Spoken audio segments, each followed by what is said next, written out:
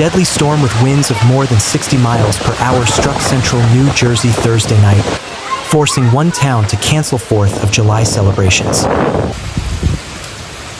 New Jersey Governor Phil Murphy said the towns of Plainfield and North Plainfield, about 30 miles outside New York, were among the hardest hit. It doesn't look like it touched the house, thank God. The powerful thunderstorms caused multiple fatalities, That is insane. Murphy said, but he did not say how many. Local media reported that 2 people were killed in Plainfield and 1 in North Plainfield. The fast-moving but powerful thunderstorms wreaked havoc and destruction across central Jersey, causing extensive damage and leaving thousands without power. Oh my God. The storm, which moved southeast from northern Hunterdon County, across eastern Somerset County and western Union County before hitting northern Middlesex County, struck during the afternoon rush hour ahead of the 4th of July. They can't even get out. As of 8 a.m. Friday, Public Service Electric and Gas reported that more than 15,000 customers were without power in the hardest hit areas of Plainfield, North Plainfield, Dunellen, and South Plainfield. Utilities reported that power was expected to be restored by 10 p.m. Friday. A 62 miles per hour wind gust was recorded in the Colonia area of Woodbridge, and a 55 miles per hour gust was recorded in Perth Amboy, according to the National Weather Service. 1-inch hail was reported near Bethlehem and Easton in the Lehigh Valley.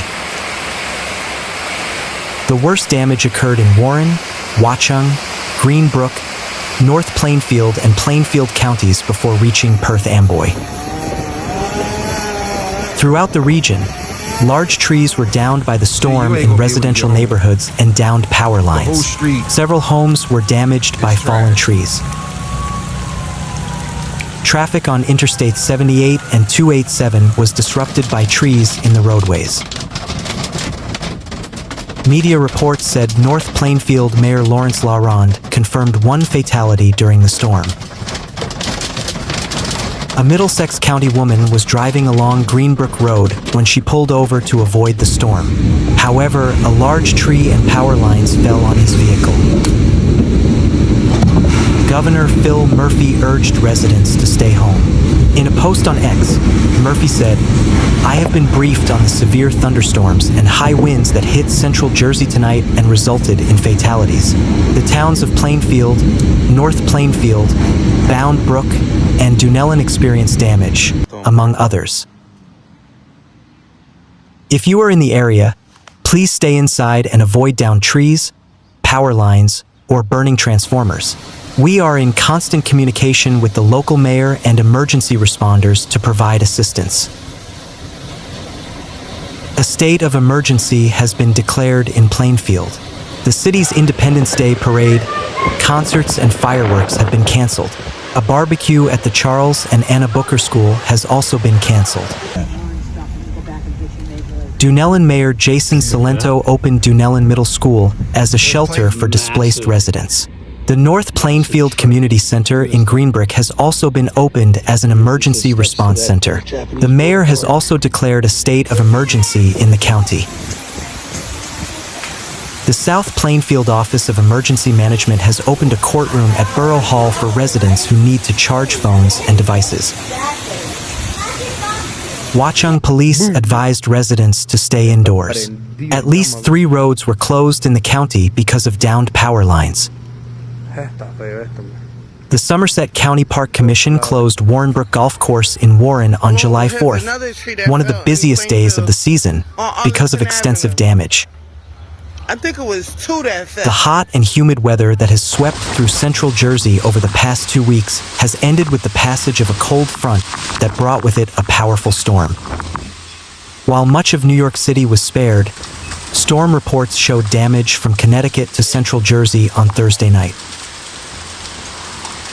In New Jersey, Middlesex, Somerset, and Sussex counties appeared to be the hardest hit by the storm.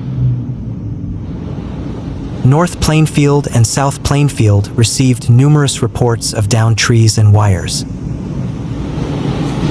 Plainfield Mayor Adrian Mapp declared a state of emergency after the storm, urging residents to avoid driving and to stay indoors as much as possible. He said the massive storm left deep scars and widespread damage. In light of this tragedy, we cannot, in good conscience, proceed with a parade, concert, or 4th of July fireworks, the mayor said in a statement overnight. This is not a time to celebrate. This is a time to regroup and focus all our energy on recovery. There were reports of storm damage in NYC. On Staten Island, large trees were downed on Christopher Lane near Croton Place and on Cromer Street in Annandale. While much of the city was spared wind and rain, some parts of Manhattan didn't get any rain at all. Heavy rains lashed Long Island. Look at this tree. A tree fell on the Long Island Railroad tracks heading to the Hamptons, forcing trains to stop shortly after 8:30 p.m. About 10,400 customers lost power in Clarkstown, Rockland County, police said. In Fairfield County, Connecticut, a tree fell on a car with passengers on White Plains Road in Trumbull, near Merritt Parkway. One person was injured. In Norwalk, a tree fell on power lines and blocked traffic on Bain Street, police said. There were also reports of damage and severe weather in Dutchess, Sullivan, and Ulster counties in New York north of I-84. Near Fishkill, more than 2,000 people were without power. All NYC area airports experienced flight delays or cancellations as the storm hit overnight. Wow. Newark and JFK airports experienced flight delays of more than 2 hours, while LaGuardia Airport experienced a complete shutdown of flights for a time, resulting in an hour-and-a-half delay in departures. Yo, could you imagine if this one would have failed? The damage came as the storms prompted severe thunderstorm warnings for much of the tri-state area in the afternoon, hampering those looking to travel or celebrate. The storms didn't just come out of nowhere, as they developed across upstate New York and central Pennsylvania by the afternoon. Is this his house? Oh, this is the older man's house. The entire New York City area was under a severe thunderstorm watch for hours, with the exception of Ocean County in New Jersey. Wow. That means atmospheric conditions are favorable for severe weather, although severe weather is not yet certain to occur. The National Weather Service warned that more storms are expected over the weekend, with the potential for additional rainfall and high winds that could worsen flooding conditions across the eastern U.S.